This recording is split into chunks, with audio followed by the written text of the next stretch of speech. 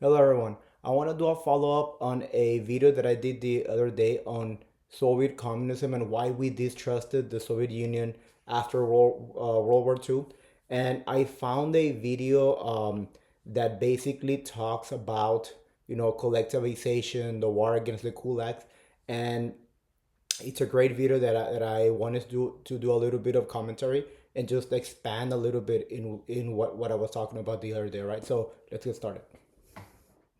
All right, so the documentary is called Apocalypse Stalin, and it's part of a bigger documentary called Apocalypse World War II, which, in my opinion, is probably, or if it's not the best World War II documentary, it's one of the best World War II documentaries. Okay, so I found this excerpt called Collectivization Breeds Violence and Betrayal, and it covers a lot of the war against the kulaks, and it covers a lot of, the propaganda machine and everything that I covered in the other video, and they do this great summary about all these things, and I just wanted to make a little commentary.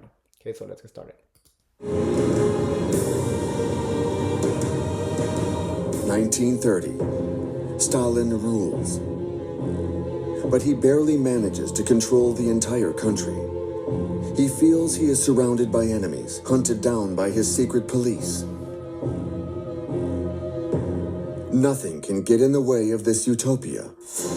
The transformation of Russia into a gigantic field populated by peasants who are now workers of the land.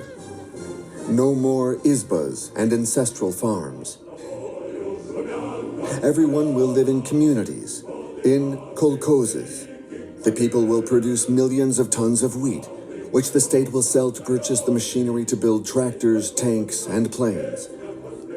Yeah. So what you're seeing is the whole, abolition of private property, redistribution of wealth.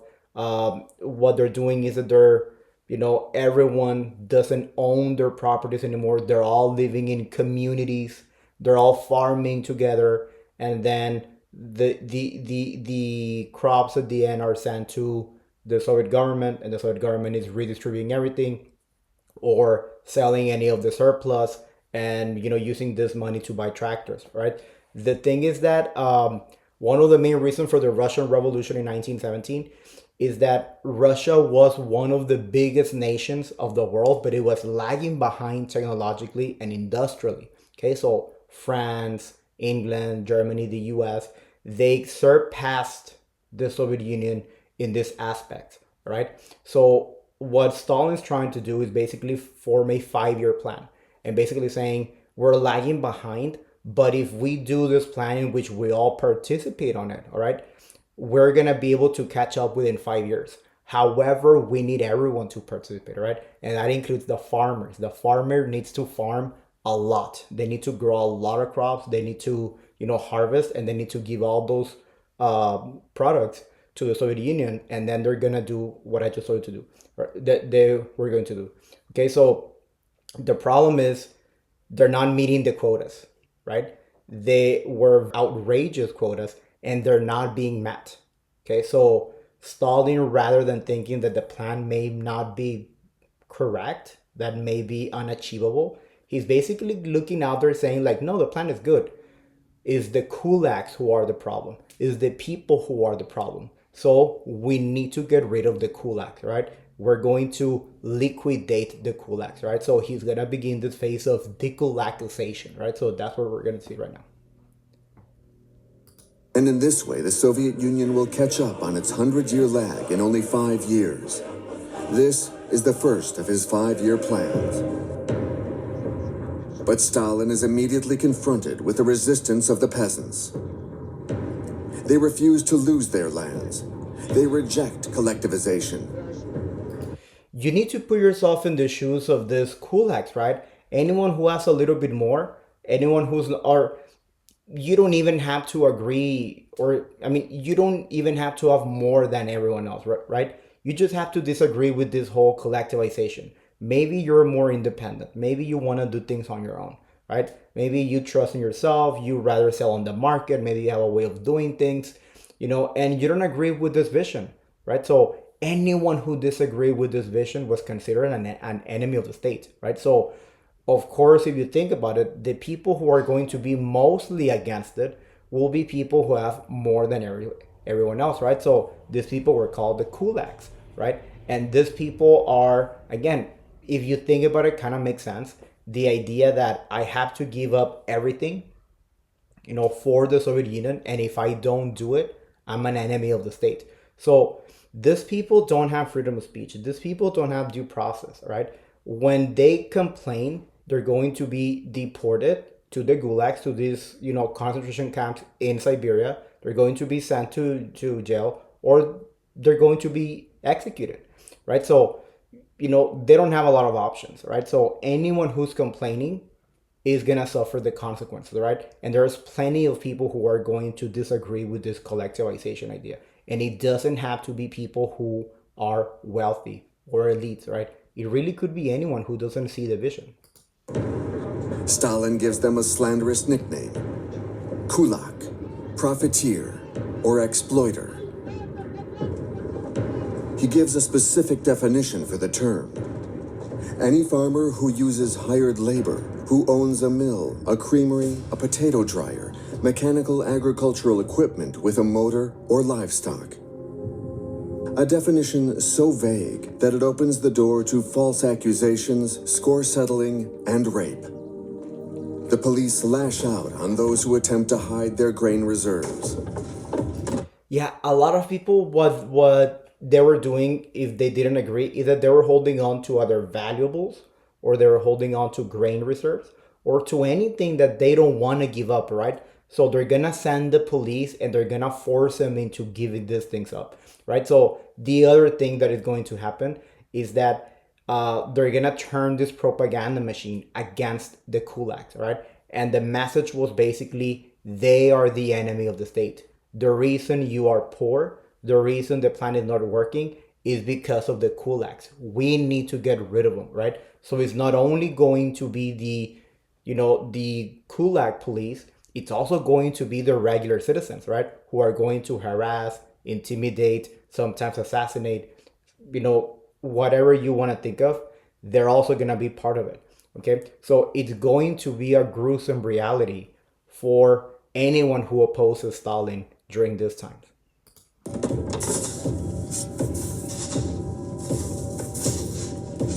The peasants' resistance is so powerful that the state mobilizes 27,000 dekulakizators, communist militants shipped in from the cities, and a miserable group of day workers paid in spoils.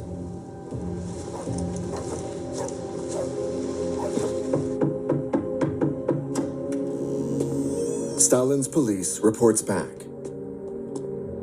We remove the peasants' winter clothes and warm undergarments.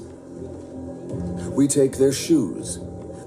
We even go so far as to confiscate the pillows under their children's heads and all their religious icons, to burn them all. Yeah, for these people, there's really no limits, right? They're basically taking away anything from you, everything from you, right? From the very small to the very little. And if you notice, even the pillows, even the boots, even the everything, right? You cannot have anything that will make you above anyone else, because remember that the goal is a classless, a social classless society, right? So you having more than someone else will not put you in an equal standing. Okay. And this is the very grim reality of the Soviets in the 1920s and 30s.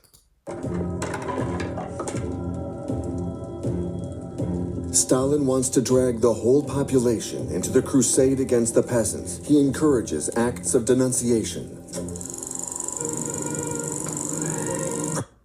Here, what we're going to see is the propaganda machine, right? How the Soviet propaganda machine is so powerful, right? You're gonna see, movies, you're gonna see the newspapers, you're gonna see the news outlets, everyone concentrating the efforts on the war against the kulaks, right? Promoting, pointing fingers, denunciating people, in a way, kind of brainwashing children, a lot of these things. And, the kulak is the enemy of the state. Okay. And this is what we're seeing here. Propaganda screened in the movie theaters show a young Tartar girl from Crimea, Olga Balikina, who is famous for accusing her own father of stealing wheat from his kolkhoz. Congratulated by the party, Olga is cheered by the pioneers, aged 9 to 14, and the komsomols, aged 15 to 18, the mass youth organizations founded by Lenin. Olga proudly states, "I simply behaved the way all pioneers should behave." She performs the pioneer salute and recites, "Stalin, you are higher than the celestial bodies. Stalin, you are brighter than the sun." I mean, if this is not brainwashing and a cult, I don't know what it is, right? It is pretty crazy, to be honest, right? But this is one of the main reasons people see the Soviet in the 1920s and 30s. And well, think about it. If all you watching the news, if all you see in the movies, if all you see in the media is the government telling you these things, that is exactly what you're going to believe. There is no alternative. There's no freedom of speech. There's no freedom of the press. You're only getting, fed what the government wants you to hear, right? So this is why it seems a little bit brainwashing, right? Because it kind of is.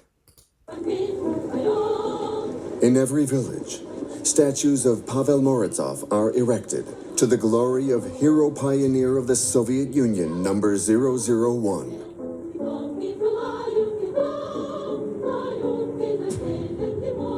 According to legend, largely fabricated by the police, young Pavel gave up his own father, hostile to collectivization, only to be murdered at 14 by his uncle. Yeah, so this is, the craziness of the war against the kulaks, all right? And again, one of the reasons why Americans distrust the Soviets so much in this sense of your style of government may be utopic, right? Your goal is utopic, but your methods are incredibly violent, repressive, oppressive. There's no democracy, there's no freedom of speech, there's really no individual rights. And this is kind of sort of the means to the end, all right? Like these are the means to the utopia, right? But it becomes incredibly violent. Just the war against the kulaks, it is estimated to have left 1.5 million people deaths, and God knows how many people were, sent to the gulags, sent to jail, deported, people who just disappeared. It's in the millions, right? So it turned very violent.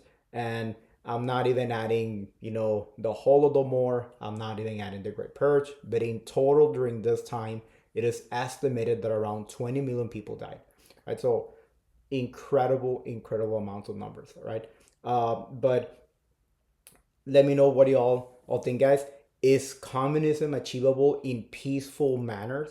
The way Karl Marx, he didn't believe it was gonna come through peaceful ways. He did believe there was going to be a revolution, but the idea was that it was gonna come through, capitalism, then socialism, and then communism, and that's kind of like the path of least resistance, kind of, sort of, right? So the question is, can it be achievable without a big revolution, without big violence such as this, right? So let me know what you think.